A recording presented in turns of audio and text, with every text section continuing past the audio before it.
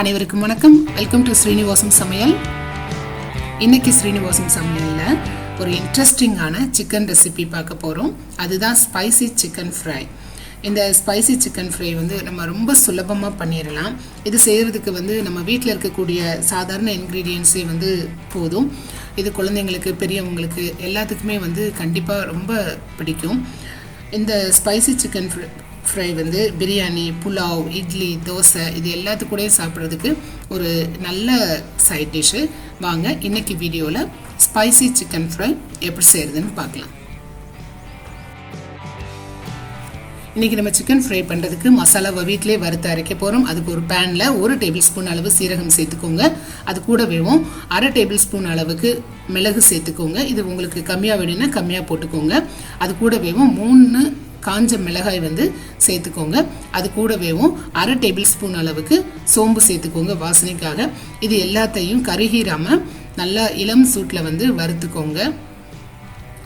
இதை நம்ம நல்லா வறுத்துட்டு இதை நம்ம பவுடர் பண்ண போகிறோம். இப்போ இந்த மாதிரி பதத்துக்கு நீங்கள் வறுத்தா போதும்.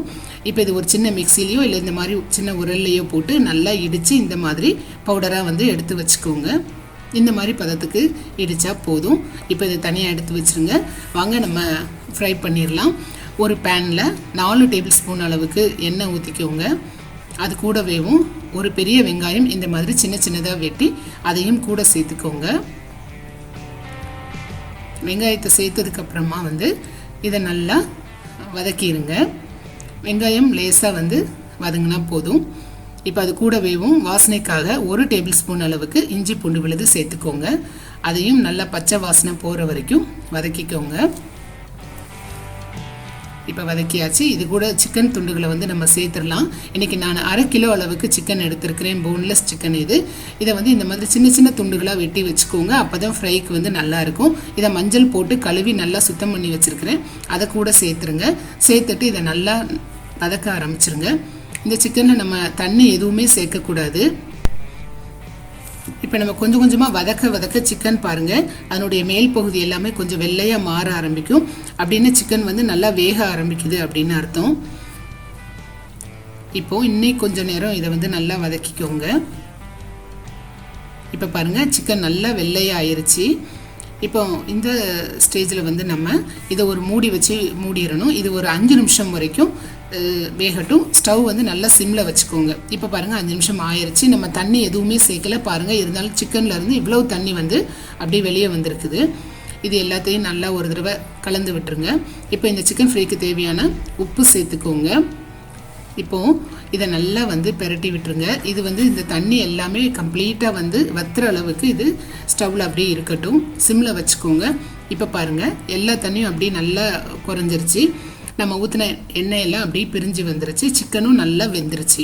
இப்போ இந்த ஸ்டேஜில் நம்ம எல்லா மசாலா பொருட்களையும் சேர்க்கணும். இப்போ இது கூடவேவும் 1 டேபிள் ஸ்பூன் அளவுக்கு மல்லித்தூள் சேர்த்துக்கோங்க. நம்ம என்ன அந்த மசாலாவில் மல்லி சேர்க்கலை, அதனால் இப்போ சேர்த்துக்கிடணும். இப்போ இது கூடவேவும் நம்ம இடித்து வச்சுருந்த மசாலா பவுடரை சேர்த்துக்கோங்க.